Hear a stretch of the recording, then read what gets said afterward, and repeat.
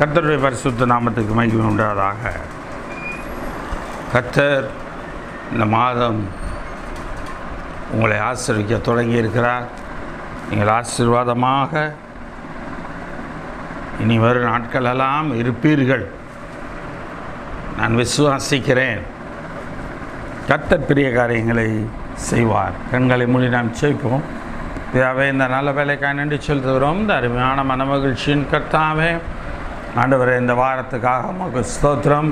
இந்த யூடியூப் வழியாக நாங்கள் கேட்குற இந்த செய்தியின்படி எங்களுடைய காரியங்களை நீர் எங்களுக்கு ஆசீர்வதியும். ஆண்டவருடைய செய்தியில் வருகிற வசனத்தை ஆம் என்றும் ஆமேன் என்றும் எங்களுடைய வாழ்க்கையில் நிறைவேற்றும்படியாய் கூட நாங்கள் ஜெபிக்கிறோம். எங்களை நீர் பொறுப்பெடுத்து கொள்ளும், காத்துக்கொள்ளும், வழி நடத்தும், ஆசீர்வதிப்பா. இந்த நாள் செய்தி ஆசீர்வதித்து தாரும். கர்த்தாவே, ஆண்டவருடைய மரத்தை வெளிப்படும், நாமத்தை மேம்படுத்தும். இயேசுவின் நாமத்தில் பிதாவே, ஆமென். கர்த்தருடைய பரிசுத்த நாமத்துக்கு மகிமை உண்டாவதாக. எனக்கு அருமையான தேவனுடைய பிள்ளைகளே, சங்கீதத்தின் புஸ்தகம் 37ஆம் அதிகாரம் 18-19 வசனங்கள். சங்கீதம் 37, 18, 19. உத்தமர்களின் நாட்களை கர்த்தர் அறிந்திருக்கிறார். அவர்கள் சுதந்திரம் என்றென்றைக்கும் இருக்கும். அவர்கள் ஆபத்து காலத்தில் வெட்கப்பட்டு போகாதிருந்து பஞ்ச காலத்திலே திருப்தி அடைவார்கள் என்று சொல்லி நாம் பார்க்கிறோம். ஆமென். ஆக இந்த சங்கீதத்தை குறித்து பார்க்கும்போது இது தாவீதினுடைய சங்கீதம். இது பொல்லாத மனுஷர்களுக்கும் செம்மையான கர்த்தருக்கு காத்திருக்கிற மனுஷர்களுக்குமான வித்தியாசத்தை குறித்து இந்த சங்கீதத்தில் அவர் சொல்லுகிறார். ஆக கர்த்தருக்கு முன்பாக யார் யாரெல்லாம் பொல்லாதாரா இருக்கிறாங்க, அவங்க வாழ்க்கையில் எப்படியெல்லாம் தேவன் செயல்படுகிறார், கர்த்தரை காத்திருக்கிறவர்களுக்கெல்லாம் தேவன் என்ன விதமான நன்மைகளை செய்கிறார் என்பதை இந்த 37ஆம் சங்கீதம் நமக்கு சொல்லுகிறது. இது ஒரு வாக்குத்தத்தமான வார்த்தை. வாக்குத்தத்தத்தின் ஜீவனுள்ள வார்த்தை. உத்தமன் என்று சொன்னால் நிறைய பேருக்கு அதனுடைய பொருள் என்னவென்று தெரியாது. உத்தமன் என்று சொன்னால் நேர்மையானவன் என்று இங்கே சொல்லப்படுகிறது. ஆக நேர்மையாய் யார் இருக்கிறார்களோ அவர்களுக்கு தேவன் ஆசீர்வாதம் உள்ளவராக இருக்கிறார் என்று சொல்லி பார்க்கிறோம். எனக்கு அருமையான தேவனுடைய பிள்ளைகளே, சங்கீதத்தின் புஸ்தகம் 15ஆம் அதிகாரம் 1ஆம் வசனம் முதல் 4ஆம் வசனம் வரைக்கும் நாம் பார்க்கிறோம். சங்கீதம் 15, 1 முதல் 4. கர்த்தாவே, யார் உம்முடைய கூடாரத்தில் தங்குவான்? யார் உம்முடைய பரிசுத்த பர்வதத்தில் வாசம் பண்ணுவான்? தேவனுடைய கூடாரத்திலே யார் தங்க முடியும்? யார் வாசம் பண்ண முடியும்? உத்தமனாய் நடந்து நீதியை நடப்பித்து மனதார சத்தியத்தை பேசுகிறவன் தானே. மனதார சத்தியத்தை பேசுகிறவன், உத்தமனாய் நடக்கிறவன், நேர்மையாக நடந்து நீதியை நடப்பித்து மனதார சத்தியத்தை பேசுகிறவன் தானே. அவன் தன் நாவினால் புறங்கூற மாட்டான். இந்த உத்தமன் என்ன செய்கிறான்? புறங்கூறுவதில்லை. இன்னைக்கு அநேக மனுஷர்கள் புறங்கூறி திரிகிறார்கள். புறங்கூறுகிறவர்களாக மற்றவர்களை குறித்து தேவையில்லாத விமர்சனங்களை, தேவையில்லாத காரியங்களை வெளியிலே பகிர்ந்து கொள்ளுகிறவர்களாக, அவர்களை குறித்த ஒரு நபரை குறித்ததான நல்ல எண்ணங்களை கெடுக்கிறவர்களாக. புறங்கூறுதல் என்று சொன்னால் அதுதான் பொருள். ஒருவரை குறித்த ஒரு நல்ல எண்ணத்தை கெடுத்து போடுதல், அதுதான் புறங்கூறுதல்.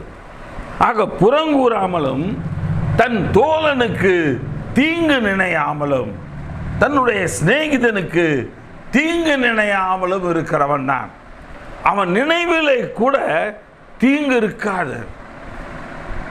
ஆக அவன் தன் தோழன் நன்றாக இருக்க வேண்டும் என்று சொல்லி எண்ணுகிறவனாக இருக்கிறான். தன் அயனால் மேல் சொல்லப்படும் நிந்தியான பேச்சை எடுக்காமலும் இருக்கிறான். புறங்கூறுவதில்லை, தோழனை குறித்து தீங்கு செய்யாமல் இருக்கிறான். அது மாத்திரமல்ல, நிந்தையான பேச்சை எடுக்காமலும் இருக்கிறான். நிந்தையாக பிறரை குறித்து பேசுகிற அந்த பேச்சை எடுக்காமல் இருக்கிறான்.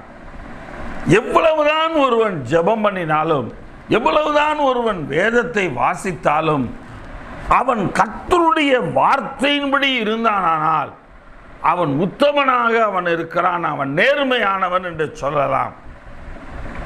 எனக்கு ஒரு வருத்தம் உண்டு, உன்மேல் எனக்கு இப்படிப்பட்ட மனஸ்தாபம் உண்டு என்று சொல்லி நேரடியாக சொல்லிவிட்டு போய்விடலாம். அதை விட்டுவிட்டு அல்லது பேசாமலே கடந்து போய்விடலாம். அதையும் விட்டுவிட்டு அந்த நபரை குறித்து தேவையற்ற காரியங்களை பேசுவது, நிந்தையாக பேசுவது, அபச்சொல்லை பேசுவது, இதுதான் இன்றைய காலகட்டத்தில் இருக்கிறது. இதை உத்தமன் செய்வது கிடையாது. அது மாத்திரமல்ல, ஆகாதவன் அவன் பார்வைக்கு தீர்ப்பானவன், கர்த்தருக்கு ஆகாதவன் இவனுடைய பார்வையில இவனுக்கு வேண்டாதவனாக தீர்ப்பானவனாக இருக்கிறான். கர்த்தருக்கு பயந்தவர்களையோ கனம் பண்ணுகிறான். ஆணையிட்டதில் தனக்கு நஷ்டம் வந்தாலும் தவறாதிருக்கிறான் என்று சொல்லி பார்க்கிறோம். கர்த்தருக்கு பயந்தவர்களை கனம் பண்ணுகிறவனாக இருக்கிறான். ஆணையிட்டதில் தனக்கு நஷ்டம் வந்தாலும் தவறாதிருக்கிறான். தன் பணத்தை வட்டிக்கு கொடாமலும் குற்றமில்லாதவனுக்கு விரோதமாய் பரிதானம் வாங்காமலும் இருக்கிறான். இப்படி செய்கிறவன் என்றென்றைக்கும் அசைக்கப்படுவதில்லை. இப்படிப்பட்ட உத்தமன், நேர்மையானவன் என்றென்றைக்கும் அசைக்கப்படுவது கிடையாது. அவன் ஆசீர்வாதத்தின் மேல் ஆசீர்வாதத்தை பெறுகிறவனாக இருக்கிறான். 2 சாமுவேலின் புத்தகம் 22 அதிகாரம் 26 வசனம். 2 சாமுவேல் 22:26. தயவுள்ளவனுக்கு நீர் தயவுள்ளவராகவும் உத்தமனுக்கு நீர் உத்தமராகவும் என்று சொல்லி கர்த்தரை சொல்லுகிறான். ஆக எவன் ஒருவன் உத்தமனாய் இருக்கிறானோ, நேர்மையானவனாய் இருக்கிறானோ, அவனுக்கு தேவன் நேர்மையானவராக இருக்கிறார் என்று சொல்லி நாம் பார்க்கிறோம். அதே அதிகாரம் 37 வசனத்தை நீங்க பாருங்க. நீ உத்தமனை நோக்கி செம்மையானவனை பார்த்திரு. நீ உத்தமனை நோக்கிரு, செம்மையானவனை பார்த்திரு. நேர்மையானவனை நோக்கி செம்மையானவனை பார்த்திரு. அவனுடைய முடிவு சமாதானமாக இருக்கும். அவனுடைய முடிவு சமாதானமுள்ள ஒரு முடிவாக இருக்கிறது. எனக்கு அருமையான தேவனுடைய பிள்ளைகளே, யாக்கோபுக்கு எழுதின நிருபம் 1 அதிகாரம் 12 வசனத்தை நாம் பார்க்கிறோம். புதிய ஏற்பாட்டிலே யாக்கோபு 1:12. சோதனையை சகிக்கிற மனுஷன் பாக்கியவான், அவன் உத்தமன் என்று விளங்கின பின்பு, அந்த சோதனையிலே நேர்மையானவன் என்று விளங்கின பின்பு கர்த்தர் தம்மிடத்தில் அன்பு கூறுகிறவர்களுக்கு வாக்குத்தத்தம் பண்ணின ஜீவ கிரீடத்தை பெறுகிறவனாக இருக்கிறான். இந்த உத்தமனுக்கு தேவன் ஜீவ கிரீடத்தை தருகிறார். இந்த நேர்மையானவனுக்கு தேவன் ஜீவ கிரீடத்தை தருகிறார். எப்பொழுது? அவன் சோதனையை சகிப்பான். இந்த உத்தமன் சோதனையை சகிப்பான். இன்னைக்கு அநேக மனிதர்கள் சோதனைகளை சகிப்பது கிடையாது. சோதனையை சகிக்கிற தன்மை, சோதனையை ஏற்றுக்கொள்ளுகிற தன்மை இன்றைக்கு கிடையாது. சோதனையே இல்லாத ஒரு வாழ்க்கை இருக்க வேண்டும் என்று சொல்லி இன்னைக்கு அநேகர் எதிர்பார்க்கிறார்கள். எனக்கு அருமையான தேவனுடைய பிள்ளைகளே, ஆண்டவராகிய இயேசு கிறிஸ்து தம்முடைய நாட்களிலே ஞானஸ்தானம் பெற்ற பிற்பாடு வனாந்திரத்துக்கு அழைத்து செல்லப்பட்டு பிசாசினால் அவர் அங்கே சோதிக்கப்பட்டார். ஆக அவர் சோதிக்கப்பட்டு ஜெயம் பெற்றவராக இருந்தார். அவரை போல நாமும் சோதனையை சகிக்கிறவர்களாக இருப்போமானால் நாம் ஒரு உத்தமர்களாய் இருப்பதோடு மாத்திரமல்ல, நமக்கு தேவன் ஜீவ கிரீடத்தை கொடுக்கிறவராய் இருக்கிறார். வேதவசனம் சொல்லுகிறது, தேவன் ஒருவரையும் பொல்லாங்கினால் சோதிக்கிறவர் அல்ல. நீங்க நிறைய பேர் நினைக்கிறாங்க, சோதனைன்னு சொன்னோன்னே ஏதோ ஒரு கெட்டது நடக்குது, இழப்பு நடக்குது, இதெல்லாம் சோதனைன்னு. ஆனால் வேதம் சொல்லுகிறது தெளிவாக, தேவன் ஒருவனையும் பொல்லாங்கினால் சோதிக்கிறவர் அல்ல. ஒரு பொல்லாங்கை, ஒரு தீங்கை கொடுத்து சோதிக்கிறவர் அல்ல. நம்மை தேவன் எல்லாவற்றிலும் அந்த சோதனையோடு கூட அதை தாண்டக்கூடிய பலத்தையும் அதை மேற்கொள்ளக்கூடிய பலத்தையும் நமக்கு கொடுக்கிறவராய் தேவன் இருக்கிறார். 2 தீமோத்தேயின் புத்தகம் 2ஆம் அதிகாரம் 15ஆம் வசனம். 2 தீமோத்தேயு 2:15, நீ வெட்கப்படாத ஊழியக்காரனாயும் சத்திய வசனத்தை நிதானமாய் பகுத்து போதிக்கிறவனாயும் உன்னத தேவனுக்கு முன்பாக உத்தமனாக நிறுத்தும்படி ஜாக்கிரதையாயிரு.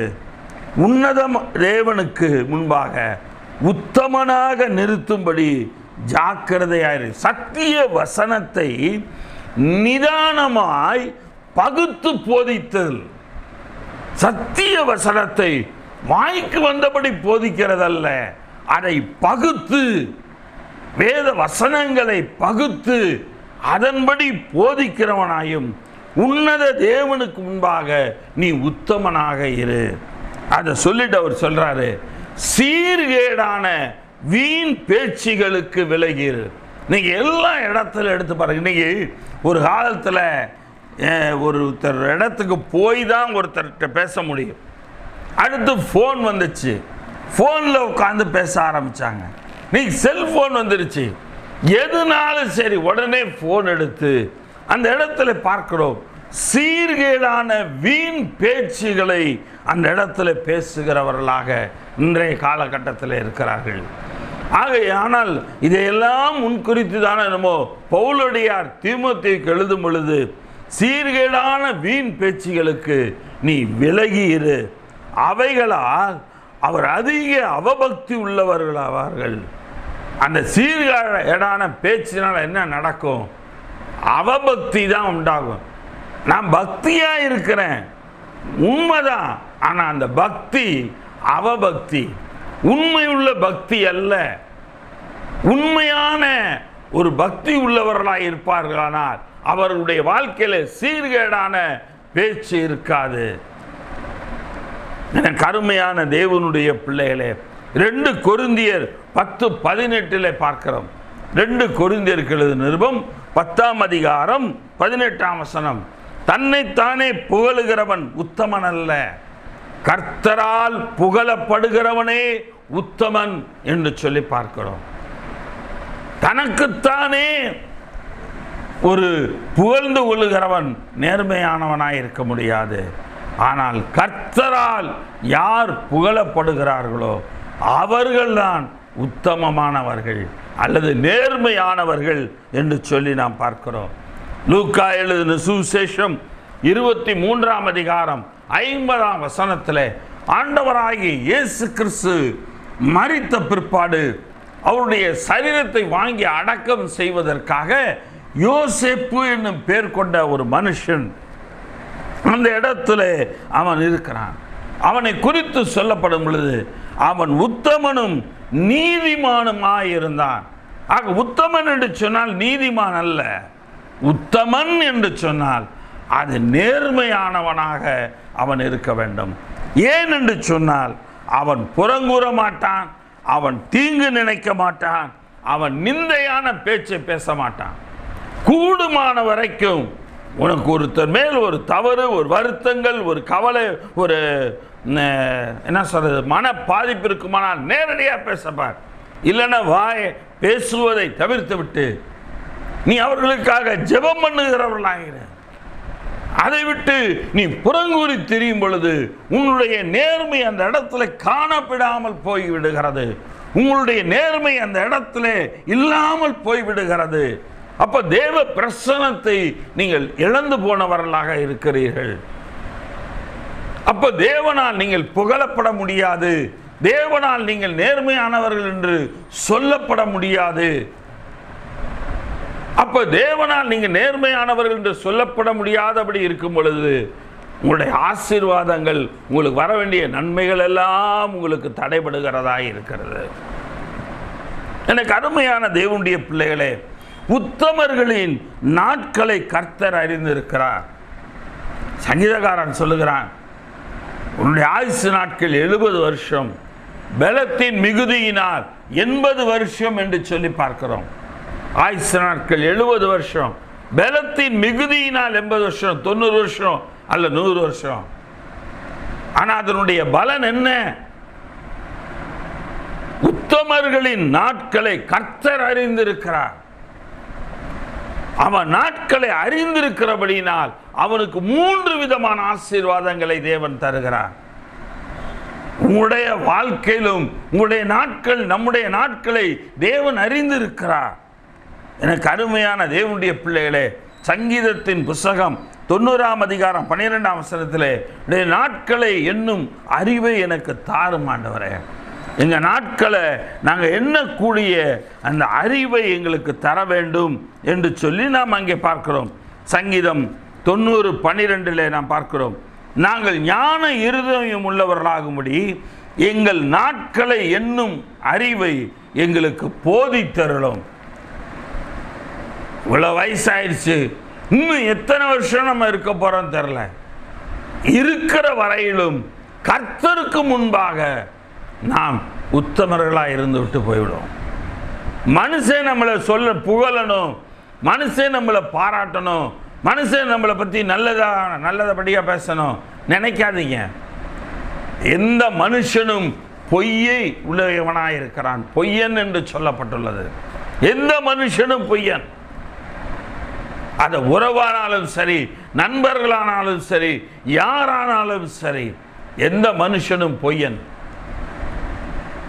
ஆகவே நம்முடைய நாட்களை எண்ணுகிற எண்ணங்கள் நமக்கு இருக்க வேண்டும். இன்னும் நான் எத்தனை வருஷம் வாழ போறேன்னு தெரியல, இருக்கிற வரையிலுமாவது நான் நன்மை செய்கிறவளாக நான் வாழ்ந்து கடந்து போக நான் விரும்புகிறேன் என்று சொல்லி நாம் இருக்கிறவராய் இருக்க வேண்டும். எனக்கு அருமையான தேவனுடைய பிள்ளைகளே, சங்கீதத்தின் புஸ்தகம் 39ஆம் அதிகாரம், சங்கீதம் 39 4-5 வசனங்களை நாம் பார்க்கிறோம். கர்த்தாவே, நான் எவ்வளவாய் நிலையற்றவன் என்பதை உணரும்படி என் முடிவையும் என் நாட்களின் அளவு எவ்வளவு என்பதை எனக்கு தெரிவியும். நான் எவ்வளவாய் நிலையற்றவன். அப்ப எந்த மனுஷனும் நிலையுள்ளவன் கிடையாது. எந்த மனுஷனுமே நிலையற்றவன் தான். அதை உணரணும். யார் நிலைச்சு ரொம்ப நாள் வாழ போறது கிடையாது. எத்தனை பேரை நம்ம வாழ வச்சிருக்கிறோம், எத்தனை பேருடைய வாழ்க்கையில நாம அவங்களுடைய ஆசீர்வாதமா இருந்திருக்கிறோம். எனக்கு அருமையான தேவனுடைய பிள்ளைகளே, இங்கே அதுதான் பார்க்கிறோம். நான் எவ்வளவாய் நிலையற்றவன் என்பதை உணரும்படி என் முடிவை எனக்கு உணர்த்தி அருள்வார். என் முடிவு தான் என்னுடைய வாழ்க்கையில் எனக்கு அந்த உணர்வை தரும். நான் நிலையற்றவன், நான் எப்போ வேணாலும் நான் இறந்து போகலாம். ஆனால் இருக்கிற வரையிலும் நான் சமாதானமும் சந்தோஷமும் எல்லாவற்றிலும் மனமகிழ்ச்சியும் உண்டு பண்ணுகிறவளாக நான் இருக்க வேண்டும் என்ற அந்த உணர்வு உள்ளவர்களாக நாம் வர வேண்டும். என் நாட்களின் அளவு இவ்வளவு என்பதையும் எனக்கு தெரிவியும் என்று சொல்லி சங்கீதக்காரன் கேட்கிறான். நிலையில்லாத வாழ்வு என்று சொல்லி பார்க்கிறோம். இதோ என் நாட்களை 4 விரற்கடையளவாக்கினீர். 4 விரல் அளவுக்கு தேவன் இவனுடைய நாட்களை ஆக்கினாராம். என் ஆயுசு உமது பார்வைக்கு இல்லாதது போல இருக்கிறது. எந்த மனுஷனும் மாயையே என்பது நிச்சயம். என்னுடைய ஆயுசு நான் 4 விரற்கடை. எவ்வளவு 4 விரற்கடை? அவ்வளவுதான். எந்த மனுஷனானாலும் அவன் மாயை உள்ளவன் தான். அவன் மாயையே என்பது நிச்சயமானது. என கருமையான தேவனுடைய பிள்ளைகளே, ஆக உத்தமர்களின் நாட்களை கர்த்தர் அறிந்திருக்கிறார். நாம் முதலாவது அறிந்து கொள்ள வேண்டும். கர்த்தர் அறிந்திருக்கிறார். நாம் நம்முடைய நாட்களை அறிந்திருக்கிறோமா? இன்னும் எவ்வளோ நாள் வாழ போகிறோம்? இந்த உலகத்தில் எல்லாருமே நிரந்தரமாக வாழ்கிறவங்களா இருக்கிறாங்களா? இந்த உலகத்தில் எல்லாருமே ஒரு நிலைத்து இருக்கிறவங்களா இருக்கிறாங்களா? இல்லை. நேற்று இருக்கிறவங்க எத்தனை பேர் இன்னைக்கு இருக்கிறாங்கன்னு யோசிச்சு பாருங்க. நிச்சயமா கிடையாது. எனக்கு அருமையான தேவனுடைய பிள்ளைகளே, வேத வசனம் சொல்லுகிறது நாம் நிலையுற்றவர்களாக இருக்க வேண்டும். 3 வித ஆசீர்வாதங்களை தேவன் அவர்களுக்கு கொடுக்கிறார். முதல் ஆசீர்வாதம் அந்த இடத்துல பார்க்கிறோம், உத்தமர்களின் சுதந்திரம் என்றென்றைக்கும் இருக்கும். சங்கீதம் 37:18 பார்க்கிறோம், அவர்கள் சுதந்திரம் என்றென்றைக்கும் இருக்கும். ஆக உத்தமர்களின் சுதந்திரம் என்றென்றைக்கும் இருக்கும். சங்கீதத்தின் புஸ்தகம் 16ஆம் அதிகாரம் 5ஆம் வசனம், சங்கீதம் 16:5, கர்த்தரின் சுதந்திரமும் என் பாத்திரத்தின் பங்குமானவர், தேவரே என் சுதந்திரத்தை காப்பாற்றுகிறீர். கர்த்தரின் சுதந்திரமும் என் பாத்திரத்தின் பங்குமானவர். சுதந்திரம் என்பது ஒரு ஆசீர்வாதம், ஒரு விடுதலை. அந்த விடுதலையினால் கிடைக்கிற மகிழ்ச்சி, அந்த சந்தோஷம், அதுதான் இங்கே பார்க்கிறோம். எனக்கு அருமையான தேவனுடைய பிள்ளைகளே, கர்த்தரின் சுதந்திரம் என் பாத்திரத்தின் பங்குமானவர். இந்த சரீரமாகிய இந்த பாத்திரத்தின் பங்கும் அவர்தான். என் சுதந்திரத்தை தேவரீர் காப்பாற்றுகிறேன். என்னுடைய விடுதலையை, என்னுடைய அமைதியை, என்னுடைய சமாதானத்தை, என்னுடைய சந்தோஷத்தை நீர் காப்பாற்றுகிறேன். நம்முடைய வாழ்க்கையில சந்தோஷம் என்பது நிரந்தரமாக இருக்க வேண்டுமானால் அது கர்த்தர் ஒருவரால் மாத்திரம்தான் முடியும். எனக்கு அருமையான தேவனுடைய பிள்ளைகளே, நான் சொல்லுகிறான், நேர்த்தியான இடத்தில் எனக்கு பங்கு கிடைத்தது. ஆம், சிறப்பான சுதந்திரம் எனக்கு உண்டு. சங்கீதக்காரன் சொல்லுகிறான், நேர்த்தியான இடத்திலே எனக்கு பங்கு கிடைத்தது. ஆம், சிறப்பான சுதந்திரம் எனக்கு உண்டு.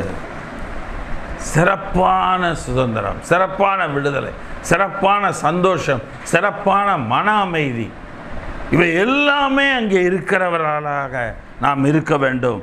சங்கீதத்தின் புஸ்தகம் 33ஆம் அதிகாரம் 12ஆம் வசனம், சங்கீதம் 33:12, கர்த்தரை தங்களுக்கு தெய்வமாக கொண்ட ஜாதியும் அவர் தமக்கு சுதந்திரமாக தெரிந்து கொண்ட ஜனமும் பாக்கியம் உள்ளது. நாம் கர்த்தரால் தெரிந்து கொள்ளப்பட்ட சுதந்திரமாக இருக்கிறோமா? நாம் கர்த்தரால் தெரிந்து கொள்ளப்பட்டு விடுதலையோடு வாழ்கிற, சந்தோஷத்தோடு வாழ்கிற ஒரு வாழ்க்கை உள்ள ஜனமாக நாம் இருக்கிறோமா? நாம் பாக்கியம் பெற்றவர்கள். நம்முடைய மனசை தொட்டு நம்மளை பார்க்கணும். ஆமாம், நான் எல்லாவற்றிலும் விடுதலையோடு, ஒரு மன அமைதியோடு, மன சந்தோஷத்தோடு நான் வாழ்கிறேன். நான் பாக்கியம் உள்ளவன், நான் பாக்கியம் உள்ளவள் என்று நாம் சொல்லுகிறோமா என்று சொல்லி நாம் பார்க்க வேண்டும். சங்கீதத்தின் புஸ்தகம் 68ஆம் அதிகாரம் 9ஆம் வசனம், சங்கீதம் 68:9, தேவனே சம்பூர்ண மழையை பெய்ய பண்ணினீர், இளைத்து போன பொழுது சுதந்திரத்தை திடப்படுத்தினீர். தேவனே சம்பூர்ண மழையை பெய்ய பண்ணினீர். பூரண மழையை பெய்ய பண்ணினீர் அல்ல, மழையை பெய்ய பண்ணினீர் அல்ல, சம்பூர்ண மழையை பெய்ய பண்ணினீர். இளைத்து போன சுதந்திரத்தை திடப்படுத்தினீர். இளைத்து போன உமது சுதந்திரத்தை திடப்படுத்தினார் இல்லையா? 1 பேதுருவின் புஸ்தகம் 1ஆம் அதிகாரம் 4ஆம் வசனத்தை பார்க்கிறோம். 1 பேதுரு 1ஆம் அதிகாரம் 4 முதல் 7 வசனங்களிலே இந்த சுதந்திரத்தை குறித்து நன்றாக பேதுரு எழுதியிருப்பார். அவர் இயேசு கிறிஸ்து மரித்தோரிலிருந்து எழுந்ததினாலே, இயேசு கிறிஸ்து மரித்தோரிலிருந்து எழுந்ததினாலே அழியாததும் மாசற்றதும் வாடாததுமாகிய சுதந்திரத்திற்கு ஏதுவாக. எப்படிப்பட்ட சுதந்திரமா? அழியாதது, அழியாத விடுதலை, யாராலும் அழிக்க முடியாத சந்தோஷம், யாராலும் அழிக்க முடியாத மன அமைதி. ஆக அழியாததும் மாசற்றதும், ஒரு சின்ன தூசி கூட படியாத ஒரு மாசற்றதும் வாடாததுமாகிய, வாடி போகிறதானதல்ல, வாடாததாகிய. ஒரு பூ எப்படி வாடி போய் விடுகிறதோ அதுபோல வாடி போகுதல் அல்ல, வாடாமல் என்றென்றைக்கு நிலைத்திருக்கிறதான ஒரு சுதந்திரத்தை தேவன் தருகிறார். இயேசு கிறிஸ்து உயிர் தெழுந்தபடியினாலே இப்படிப்பட்ட சுதந்திரத்திற்காக தேவன் நம்மை வைத்தார். இதை குறித்து கொள்ளுங்க. அழியாத சுதந்திரம், மாசற்ற சுதந்திரம், வாடாத சுதந்திரம் என்று சொல்லி பார்க்கிறோம். 5ஆம் வசனத்திலே கடைசி காலத்தில் வெளிப்பட ஆயத்தமாக்கப்பட்டிருக்கிற ரட்சிப்புக்கு ஏதுவாக விசுவாசத்தை கொண்டு தேவனுடைய பலத்தினாலே காக்கப்பட்டிருக்கிற உங்களுக்கு அந்த சுதந்திரம் பரலோகத்தில் வைக்கப்பட்டுள்ளது. அப்ப அழியாத சுதந்திரம், மாசற்ற சுதந்திரம், வாடாத சுதந்திரம் எங்க வைக்கப்பட்டிருக்கு? பரலோகத்தில் வைக்கப்பட்டிருக்கிறது, பூலோகத்தில் அல்ல. அது பரலோகத்திலே அது வைக்கப்பட்டுள்ளது. அந்த சுதந்திரத்தை பரலோகத்துக்குள்ளே நாம் அனுபவிக்கிறவர்களாக இருக்க வேண்டும். எனக்கு அருமையான தேவனுடைய பிள்ளைகளே, 6ஆம் வசனத்தை பாருங்க. 1 பேதுரு 1:6. இதில் நீங்கள் மிகவும் சந்தோஷப்படுகிறீர்கள் என்றாலும் துன்பப்பட வேண்டியது அவசியமானதால் இப்பொழுது கொஞ்ச காலம் பலவிதமான சோதனைகளினாலே துக்கப்படுகிறீர்கள். இல்லையா? நீங்கள் மிகவும் சந்தோஷப்படுகிறீர்கள் என்றாலும் துன்பப்பட வேண்டியது அவசியமானதால் இப்பொழுது கொஞ்ச காலம் பலவிதமான சோதனைகளினாலே துக்கப்படுகிறீர்கள். அழிந்து போகிற பொன் அக்கினியினாலே சோதிக்கப்படும், அதை பார்க்கலும் விலையேற பெற்றதாயிருக்கிற உங்கள் விசுவாசம் சோதிக்கப்பட்டு இயேசு கிறிஸ்து வெளிப்படும் பொழுது உங்களுக்கு புகழ்ச்சியும் கனமும் மகிமையுமாக காணப்படும். ஆக அதை பார்க்கலும் விலையேற பெற்றதாகிய விசுவாசம் சோதிக்கப்படுகிறது. அப்போ நம்ம சோதனை குறித்து முன்னாடி பார்த்தோம். சோதனை சகிக்கிற மனுஷன் பாக்கியவான். இங்கே அதை தான் நான் பார்க்கிறோம். அந்த சோதனையின் முடிவில் நமக்கு புகழ்ச்சி, நமக்கு கனம், நமக்கு மகிமை இந்த உலகத்தில் இந்த மனுஷன் கொடுப்பான்னு நம்ம எதிர்பார்க்க வேண்டாம். நம்ம இருக்கிற இடத்துல, நம்மளுடைய மனிதர்கள் வேலை செய்கிற இடத்துல, நம்ம இருக்கிற இடத்துல கொடுப்பாங்கன்னு எதிர்பார்க்க வேண்டாம். இந்த புகழ்ச்சியையும் இந்த கனத்தையும் இந்த மகிமையையும் கர்த்தர் பரத்திலே தருகிறவராயிருக்கிறார்.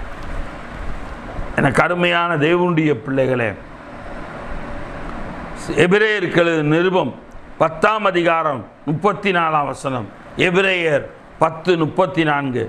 நான் கட்டப்பட்டிருக்கையில் நீங்கள் என்னை குறித்து பரிதபித்ததுமின்றி பரலோகத்தில் அதிக மேன்மையும். நல்ல கவனிங்க. எபிரேயர் 10:34. நான் கட்டப்பட்டிருக்கையில் நீங்கள் என்னை குறித்து பரிதபித்தது, நீங்கள் என்னை குறித்து பரிதாபப்பட்டீங்க அன்றி பரலோகத்தில் அதிக மேன்மையும் நிலையுள்ளதுமான சுதந்திரம். பரலோகத்தில் ஏற்கனவே பார்த்தோம், அழியாதது, மாசற்றது, வாடாத சுதந்திரம் பரலோகத்தில் இருக்குது. இங்கே ஆண்டவர் சொல்கிறார், இன்னொரு வசனத்தில் பவுல் எழுதும்போது சொல்கிறாரு, மேன்மையும் நிலையுள்ளதுமான சுதந்திரம். அந்த சுதந்திரம் உங்களுக்கு உண்டென்று அறிந்து உங்கள் ஆசிகளையும் சந்தோஷமாக கொள்ளையிட கொடுத்தீர்கள்.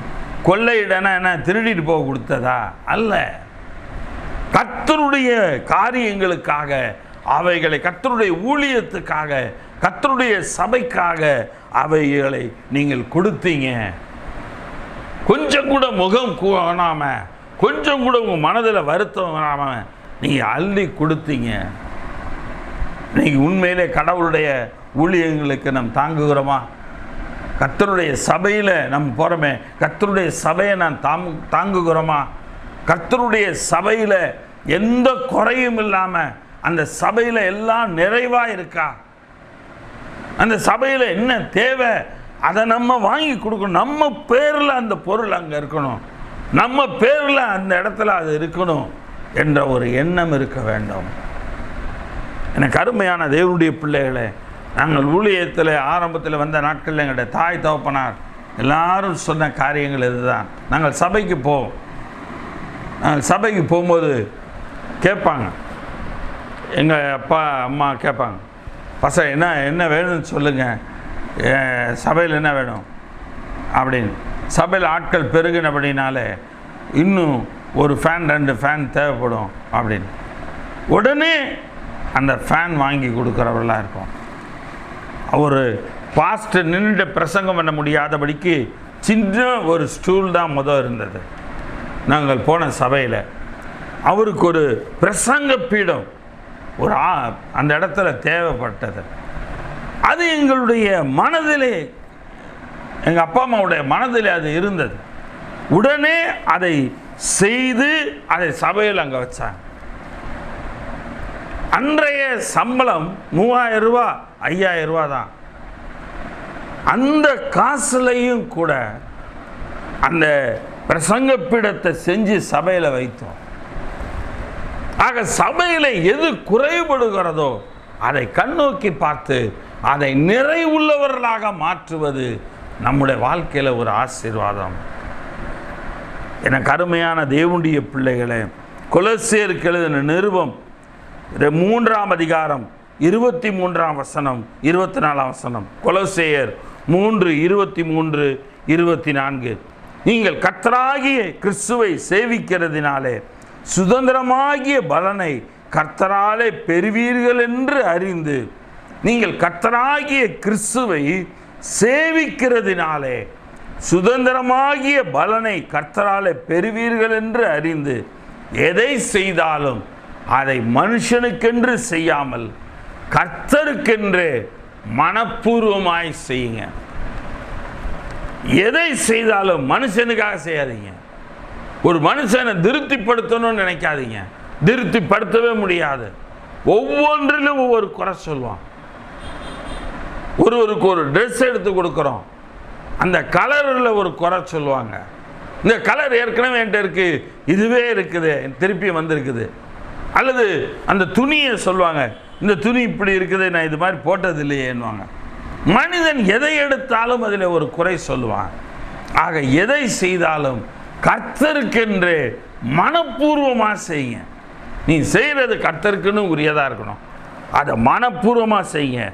நீங்கள் கர்த்தராகிய கிறிஸ்துவை சேவிக்கிறதுனால, தேவ சபைக்கு போய் நீங்கள் கர்த்தராகிய இயேசு கிறிஸ்துவை ஆராதிக்கிறதுனால சுதந்திரமாகிய பலனை கர்த்தராலே பெறுவீர்கள். ஒவ்வொரு வாரமும் நீங்கள் கர்த்தராலே அந்த சுதந்திரமாகிய ஆசீர்வாதத்தை நீங்கள் பெறுவீர்கள். ஆக நீங்கள் எதை செய்தாலும், அது காணிக்கை ஆனாலும் அது பொருளானாலும், எதை செய்தாலும் அதை கர்த்தருக்கென்று செய்யுங்கள். கர்த்தர் உங்களுக்கு ஒரு பெரிய காரியங்களை செய்கிறவராய் இருக்கிறார். ஏசாயா தீர்க்கதரிசியின் புத்தகம் 61ஆம் அதிகாரம் 7ஆம் வசனம். ஏசாயா 61:7. உங்கள் வெட்கத்துக்கு பதிலாக ரெண்டத்தனையான பலன் வரும். உங்கள் வெட்கத்துக்கு பதிலாக ரெண்டத்தனையான பலன் வரும். லட்சைக்கு பதிலாக தங்கள் பாகத்தில் சந்தோஷப்படுவார்கள். அது நிமித்தம் தங்கள் தேசத்தில் இரட்டிப்பான சுதந்திரம் அடைவார்கள். அது நிமித்தம் தங்கள் தேசத்தில், தங்கள் வீட்டில், தங்கள் குடும்பத்தில் இரட்டிப்பான சுதந்திரம் அடைவாங்க, இரட்டிப்பான விடுதலை அடைவாங்க, இரட்டிப்பான சந்தோஷம் அடைவாங்க, இரட்டிப்பான மனமகிழ்ச்சி அடைவாங்க. ஆக நித்திய மகிழ்ச்சி அவர்களுக்கு உண்டாகும். தேவன் இரட்டிப்பான சுதந்திரத்தை தருகிறவராயிருக்கிறார். உத்தமனுக்கு கர்த்தர் சுதந்திரத்தை என்றென்றைக்கும் இருக்க வைக்கிறார். நாம் கர்த்தருக்குள் நேர்மையானவர்களாக இருப்போமானார் நமக்கும் நம்முடைய வாழ்க்கையில் தேவன் இரண்டத்தனையான சுதந்திரத்தை தேவன் தருகிறவராய் இருக்கிறார். இருக்கிற சுதந்திரத்தை காப்பதோடு மாத்திரமல்ல, இரண்டத்தனையான சுதந்திரத்தை கொடுக்கிறவராய் இருக்கிறார். இரண்டாவது காரியமாக நாம் பார்க்கிறோம் சங்கீதம் 37 அதிகாரம் 18-19. உத்தமர்களின் நாட்களை கர்த்தர் அறிந்திருக்கிறார், அவர்கள் சுதந்திரம் என்றென்றைக்கும் இருக்கும், அவர்கள் ஆபத்து காலத்திலே வெட்கப்பட்டு போகாதிருந்து. ஆக இரண்டாவது காரியம், உத்தமர்கள் வெட்கப்பட்டு போக மாட்டாங்க. உத்தம நேர்மையானவன் வெட்கப்பட்டு போக மாட்டார்கள் என்று சொல்லி நாம் பார்க்கிறோம். சங்கீதத்தின் புஸ்தகம் 22 அதிகாரம் 4-5 வசனங்கள். சங்கீதம் 22:4-5. எங்கள் பிதாக்கள் உம்மிடத்தில் நம்பிக்கை வைத்தார்கள், நம்பின அவர்களை நீர் விடுவித்தீர், உம்மை நோக்கி கூப்பிட்டு தப்பினார்கள், உம்மை நம்பி வெட்கப்பட்டு போகாதிருந்தார்கள். அவங்க உம்மை நம்பினாங்க, அவங்க வெட்கப்பட்டு போகவே கிடையாது. எனக்கு அருமையான தேவனுடைய பிள்ளைகளை, இஸ்ரவேல் மக்களுடைய அனுபவம், அந்த அனுபவம் இன்றைக்கு அந்த வசனம் நமக்கும் கொடுக்கப்பட்டுள்ளது. நம்முடைய வாழ்க்கையிலும் நாம் கர்த்தரை நம்புவோம், வெட்கப்பட்டு போக மாட்டோம், நிச்சயமாக வெட்கப்பட்டு போக மாட்டோம். ஏன் வேத வசனம் சொல்லுகிற உத்தமர்கள் வெட்கப்பட்டு போக மாட்டாங்க, நேர்மையானவர்கள் வெட்கப்பட்டு போக மாட்டாங்க, கர்த்தருடைய பிள்ளைகள் வெட்கப்பட்டு போக மாட்டாங்க. சங்கீதம் 31 அதிகாரம் 1 வசனம். சங்கீதம் 31:1. கர்த்தாவே உம்மை நம்பி இருக்கிறேன், நான் ஒரு காலம் வெட்கமடையாதபடி செய்யும் என்று சொல்லி பார்க்கிறோம்.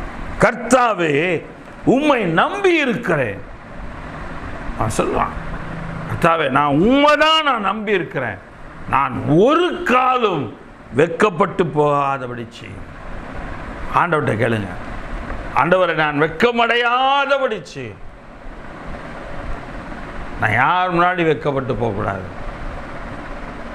ஆண்டவர்கிட்ட கேளுங்க, கர்த்தர் ஆசீர்வதிப்பார், கர்த்தர் எல்லாவற்றிலும் நிறைவாக்குவார். நிறைவாக்குகிற தேவன் நிறைவாக்கி கொண்டே இருப்பார். நீங்கள் நிறைய பேர் கர்த்தருடைய காரியங்களில் ஒரு நம்பிக்கை இருக்கிறது என்று சொல்லுகிறார்கள், ஆனால் பரிபூர்ணமாக முழு மனதோடு நம்புவது அங்கே குறைவு. அதனால தான் அவங்க வெட்கப்பட்டு போகிறாங்க. முழுசாக நம்புனாங்கன்னா அவங்க வெட்கமடையவே மாட்டாங்க. சங்கீதம் 34:5 சொல்லுகிறது. சங்கீதம் 34:5. அவர்கள் அவரை நோக்கி பார்த்து பிரகாசம் அடைந்தார்கள், அவர்கள் முகங்கள் வெட்கப்படவில்லை. நீங்கள் யாரங்க நோக்கி பார்க்குறீங்க? அன்றைக்கு இருந்த கர்த்தருடைய ஜனம் கர்த்தரை நோக்கி பார்த்து பிரகாசம் அடைந்தார்கள், அவருடைய முகத்தை பார்த்து பிரகாசம் அடைந்தார்கள். அவர்கள் அவரை நோக்கி பார்த்து பிரகாசம் அடைந்தார்கள், அவர்களுடைய முகங்கள் வெட்கப்படலை. இன்னைக்கு நாம் யாரை நோக்கி பார்க்குறோம்? ஐயோ இவன் இப்படி பேசுகிறானே, ஐயோ இவன் இப்படி சொல்கிறானே, ஐயோ இவன் இப்படி சொல்கிறானே, இதெல்லாம் நினச்சி இதை தான் பார்த்துட்டு இருக்கிறோம். இதை விட்டுருங்க, கர்த்தரை நோக்கி பாருங்க, நீங்கள் வெட்கப்பட்டு மாட்டீங்க. உங்களுடைய முகங்கள் வெட்கப்படுவது கிடையாது, நீங்கள் நிச்சயமாக வெட்கப்பட மாட்டீங்க. கர்த்தர் உங்களை ஆசீர்வதிக்கிறவராயிருக்கிறார். 1 பேதுருவின் புஸ்தகம் 4 அதிகாரம் 16 வசனம். 1 பேதுரு 4:16. ஒருவன் கிறிஸ்தவனாய் இருப்பதினால் பாடுபட்டார், வெட்கப்படாமல் இருந்து அது நிமித்தம் தேவனை மகிமைப்படுத்த கடவன்.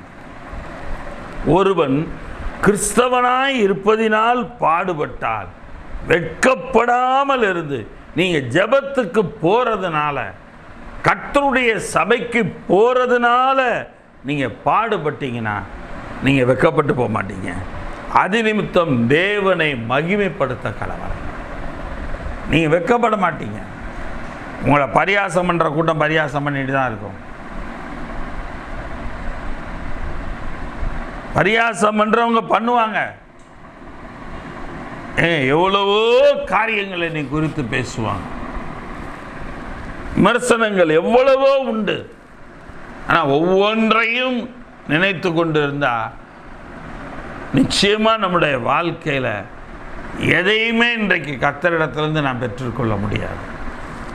இன்றைக்கு என்னை பொறுத்தவரையில் தேவன் என்னை சபையில் ஆசீர்வாதமாய் வைத்திருக்கிறார். தேவன் எனக்கு எல்லாவற்றிலும் குறை உள்ளவனாய் தேவன் வைக்கவில்லை. தேவை இருக்கிறது, இல்லைன்னு சொல்லலை.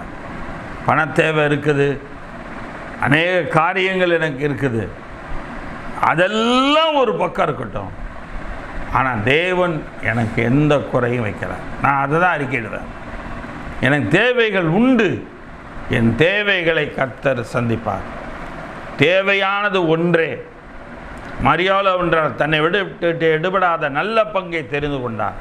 கர்த்தரிடத்தில் தெரிந்து கொள்ளுங்க, கர்த்தர் உங்கள் தேவைகளை சந்திப்பார். முதலாவது தேவனுடைய ராஜ்யத்தையும் நீதியையும் தேடுங்கள், அப்பொழுது இவைகள் யாவும் உங்களுக்கு கொடுக்கப்படும்.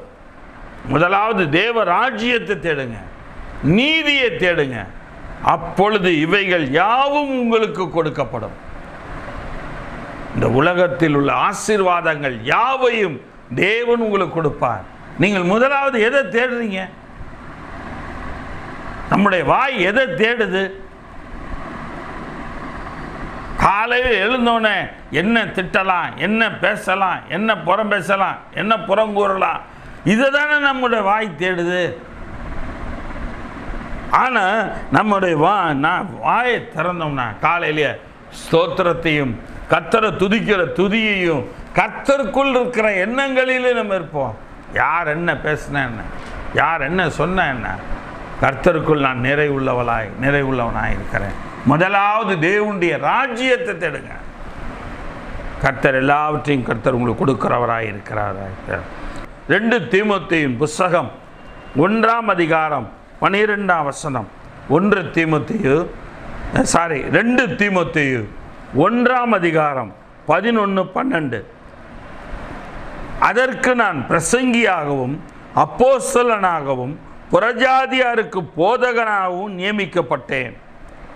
நான் பிரசங்கியாகவும் அப்போஸ்தலனாகவும் போதகனாகவும் நியமிக்கப்பட்டேன். அது நிமித்தம் நான் இந்த பாடுகளை எல்லாம் அனுபவிக்கிறேன். பவுல் அங்கே சொல்றார் தீமோத்தேயுட்ட, அது நிமித்தம் சில பாடுகளை நான் அனுபவிக்கிறேன், ஆயினும் நான் வெட்கப்படுவதில்லை. என்னைக்கு வெட்கப்படுவதே கிடையாதுங்க. தேவன் வெட்கப்பட்டு போவிட மாட்டார். ஏனென்றால் நான் விசுவாசித்திருக்கிறவர் இன்னார் என்று அறிவேன். அதுதான் பவுல் சொல்றார். நான் ஏன் வெட்கப்பட்டு போக மாட்டேன் தெரியுமா? நான் விசுவாசித்திருக்கிறவர்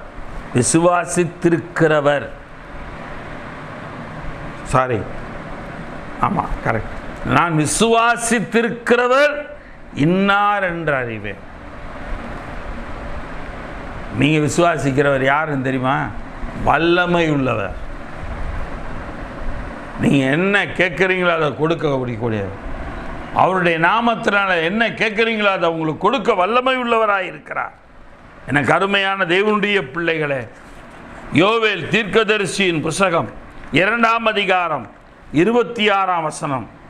யோவேல் 2:26-27 வசனங்களிலே, நீங்கள் சம்பூர்ணமாக சாப்பிட்டு திருப்தி அடைந்து உங்களை அதிசயமாய் நடத்தி வந்த உங்கள் தேவனாகிய கர்த்தருடைய நாமத்தை துதிப்பீர்கள். இந்த மாத வாக்குத்தத்தம் என்ன? நான் இன்று முதல் உங்களை ஆசீர்வதிப்பேன். இந்த செப்டம்பர் மாதம் முதல் கர்த்தர் ஆசீர்வதிக்க தொடங்கிட்டார். இந்த வருடத்தை முடித்துக்கும் போது நீங்கள் சம்பூர்ணமாய் எல்லாவற்றையும் அனுபவித்து திருப்தி அடைந்து இந்த வருஷம் முழுவதும் உங்களை அதிசயமாய் நடத்தி வந்த உங்கள் தேவனாகிய கர்த்தருடைய நாமத்தை புது வருட ஆராதனையில் நீங்கள் துதிப்பீங்க. கண்டிப்பாக துதிப்பீங்க. கர்த்தருடைய ஜனங்களாகிய நீங்கள் ஒருபோதும் வெட்கப்பட்டு போவதில்லை. என் ஜனங்கள் ஒருபோதும் வெட்கப்பட்டு போவதில்லை. நான் இஸ்ரவேல் நடுவில் இருக்கிறவர் என்றும் நானே உங்கள் தேவனாகிய கர்த்தர், வேறொரு இல்லை என்றும் அறிந்து கொள்வீர்கள். என் ஜனங்கள் ஒருபோதும் வெட்கப்பட்டு போவதில்லை.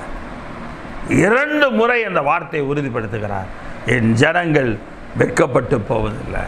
ஆக 2வது காரியம், உத்தமர்கள் வெட்கப்பட்டு போவது கிடையாது. 3வது காரியமாக நாம் பார்க்கிறோம், உத்தமர்கள் திருப்தி அடைவார்கள். உத்தமர்கள் திருப்தி அடைகிறவர்களாக அவர்கள் இருப்பார்கள். பஞ்சகாலத்திலே திருப்தி அடைவார்கள். சங்கீதம் 37ஆம் அதிகாரம் 18-19. உத்தமர்களின் நாட்களை கர்த்தர் அறிந்திருக்கிறார், அவர்கள் சுதந்திரம் என்றென்றைக்கும் இருக்கும். 1வது காரியம், அவர்கள் ஆபத்து காலத்தில் வெட்கப்பட்டு போக மாட்டாங்க. 2வது காரியம், 3வது பஞ்சத்து காலத்திலே திருப்தி அடைவார்கள் என்று சொல்லி பார்க்கிறோம். 2 நாளாகமத்தின் புஸ்தகம் 6ஆம் அதிகாரம் 28 முதல் 31 வசனங்களை குறித்து கொள்ளுங்கள். நான் ஒரு சில வசனங்களை தான் சொல்வேன். 28 முதல் 31 வரைக்கும்.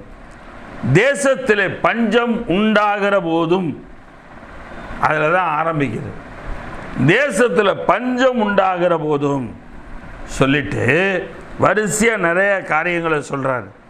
29ஆம் வசனத்தில், எந்த மனுஷனானாலும் இஸ்ரவேலாகிய உம்முடைய ஜனத்தில் எவனானாலும் தன் தன் வாதையையும் வியாகுலத்தையும் உணர்ந்து இந்த ஆலயத்துக்கு நேராக தன் கைகளை விரித்து செய்யும் சகல விண்ணப்பத்தையும் வேண்டுதலையும் உம்முடைய வாசஸ்தலமாயிருக்கிற பரலோகத்தில் இருக்கிற தேவரீர் கேட்டு மன்னித்து, அவருடைய வாசஸ்தலமாயிருக்கிற பரலோகத்தில் இருக்கிற கர்த்தர் தேவரீர் நீர் கேட்டு மன்னித்து, தேவரீர் எங்களுக்கு பிதாக்களுக்கு கொடுத்த தேசத்தில் அவர் உயிரோடு இருக்கும் நாளெல்லாம் உமக்கு பயப்பட்டு உம்முடைய வழிகளில் நடக்கும்படிக்கு தேவரீர் ஒருவரே மனுபுத்திரின் இருதயத்தை அறிந்தவரானதா அவனுடைய வழிக்கு தக்கதாக பலன் அளிப்பீராக.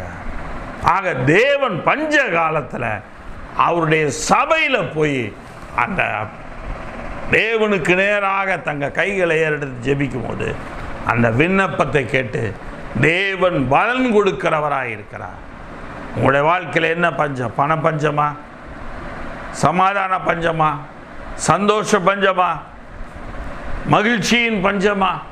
எந்த விதமான சுகம் என்கிற பஞ்சமா? பலனில்லாத பஞ்சமா? எந்த பஞ்சமா இருந்தாலும் சரி, தேவனுடைய சபைக்கு போங்க, கைகளை ஏறெடுத்து ஜெபிங்க.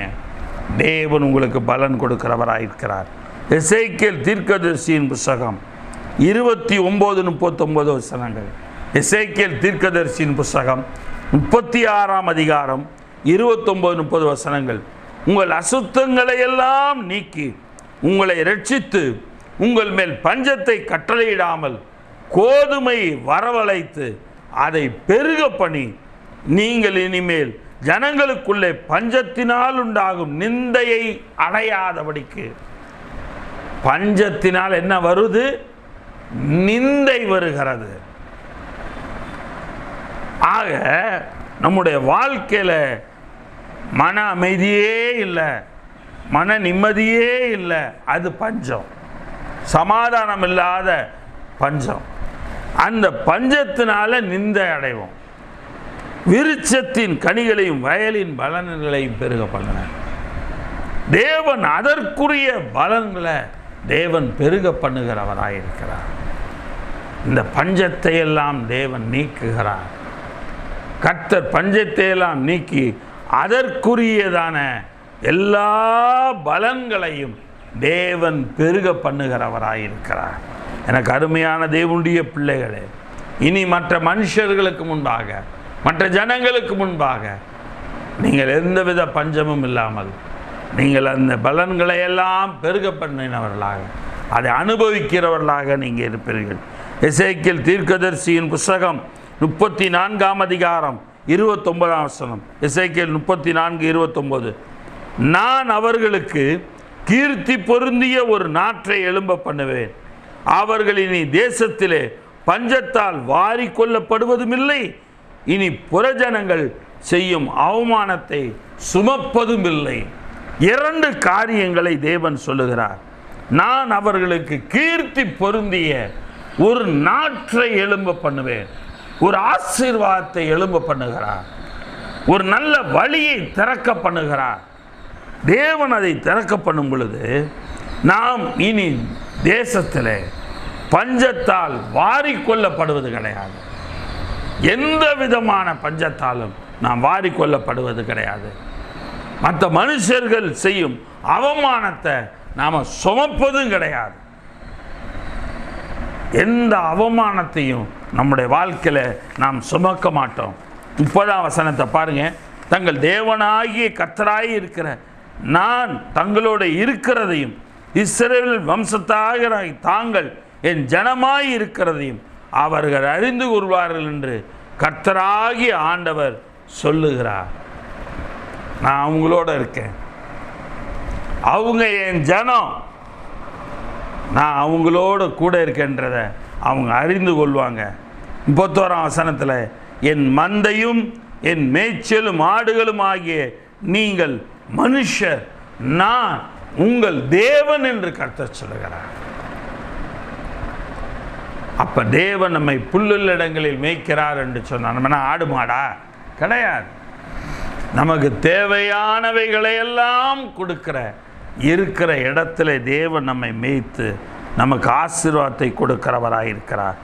சங்கீதத்தின் புத்தகம் 33ஆம் அதிகாரம் 18-19. சங்கீதம் 33:18-19.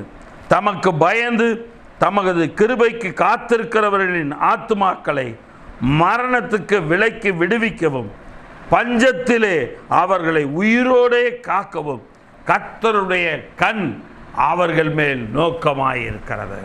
எனக்கு அருமையான தேவனுடைய பிள்ளைகளே, உங்களுக்கு எந்தவித பஞ்சமாய் இருந்தாலும் சரி, நீங்கள் தேவாலயத்துக்கு போய் ஜெபம் பண்ணும் பொழுது கர்த்தருடைய கண்கள் உங்கள் மேல் நோக்கமாயிருக்கிறது. ஆக 3 காரியங்களை நாம் பார்க்கிறோம். உத்தமர்களின் நாட்களை கர்த்தர் அறிந்திருக்கிறார். அவர்கள் சுதந்திரம் என்றென்றைக்கும் அசைக்கப்படுவதில்லை. முதலாவது காரியம், அவர்கள் சுதந்திரம் என்னென்றைக்கும் இருக்கும் என்று சொல்லி பார்க்கிறோம். இரண்டாவது காரியம், அவர்கள் வெட்கப்பட்டு போவதில்லை. மூன்றாவது காரியம், அவர்கள் பஞ்ச காலத்தில் திருப்தி அடைவார்கள். எப்படிப்பட்ட பஞ்சமாய் இருந்தாலும் சரி திருப்தி அடைவார்கள். கண்களை மூடி வைப்போம். இதாவே இந்த நல்ல வேலைக்காய் நன்றி செலுத்துகிறோம்ப்பா. இன்றைய கேட்ட செய்தியின்படி கர்த்தாவே, நாங்கள் உம்முடைய சபைக்கு வந்து உமக்கு நேராக எங்கள் கைகளை ஏறெடுத்து நாங்கள் ஜெபித்து எங்களுடைய வாழ்க்கையில் எங்களுக்கு உண்டான எல்லாவற்றையும் பெற்றுக்கொள்ள, எங்கள் சுதந்திரமாகிய ஆசீர்வாதத்தை நாங்கள் தக்க வைத்து கொள்ள, ஆண்டவரை நாங்கள் வெட்கப்பட்டு போகாதபடி தேவ சபையில் வந்து உம்முடைய முகத்தை நாங்கள் காண, தரிசனத்தை காண எங்களுக்கு கிருபை தாருமப்பா. எங்களுடைய வாழ்க்கையில் எந்தெந்த விதமான பஞ்சம் உண்டாயிருக்கிறதோ அந்த பஞ்சத்தை எல்லாம் தேவரை நீக்கி போட்டு கர்த்தாவே, எங்களை ஒரு உத்தமர்களாக, எங்கள் நாட்கள் எவ்வளவு என்று உமக்கு தெரியும், இன்னும் எத்தனை வருஷம் நாங்கள் வாழப்போகிறோம் என்பது உமக்கு தெரியும், எங்களுக்கு தெரியாது. எங்களுக்கு சங்கீதக்காரன் எல்லாம் சொன்னது போல 4 விலற்கடை அளவு எங்களுடைய ஆயுசு நாட்கள். இதுதான் எங்களுக்கு தெரியும். என்னுடைய ஆயுசு நாட்கள் 70 வருஷம், பலத்தின் மிகுதியினால் 80 வருஷம், ஒருவேளை 90 கூட இருக்கலாம். ஆனால் எவ்வளோ நாள் நாங்கள் வாழப்போகிறோன்னு தெரியாது. ஆனால் வாழ்கிற வரைக்கும் ஆண்டவரை உத்தமர்களாக, நேர்மையானவர்களாக கர்த்தருக்குள் வாழ கிருபை செய்யும்பா.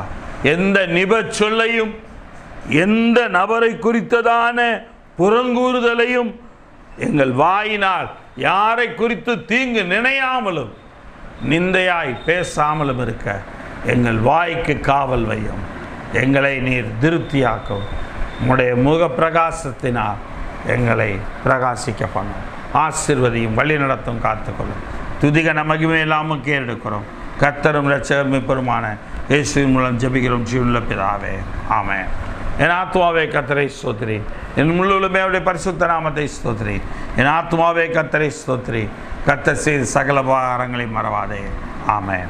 நம்முடைய கர்த்தராகிய இயேசு கிறிஸ்துவினுடைய கிருபை, பிதாவாகிய தேவனுடைய அன்பும், பரிசுத்தாவுடைய வழி நடத்தலும், பக்கபலமும், பாதுகாப்பும், வழி நடத்துதலும், அவருடைய நடத்துதலும் இன்றும் என்றும் சதா காலங்களும் நம்மோடு கூட இருப்பதாக, ஆமென். நாம் சுதந்திரங்களை பெற்றவர்களாக என்றென்றைக்கும் இருப்போம். நாம் வெட்கப்பட்டு போக மாட்டோம். நாம் அதோடு நம்முடைய வாழ்க்கையில் எந்த பஞ்சம் வந்தாலும் திருப்தி அடைந்தவர்களாய் வாழ்ந்திருப்போம். ஆமேன், ஆமேன், ஆமேன். கர்த்தர் உங்களை உத்தமர்களாக நேர்மையானவர்களாக பார்க்கிறார். அப்படியே இருக்க பாருங்கள். கர்த்தர் உங்களை ஆசீர்வதிப்பாராக.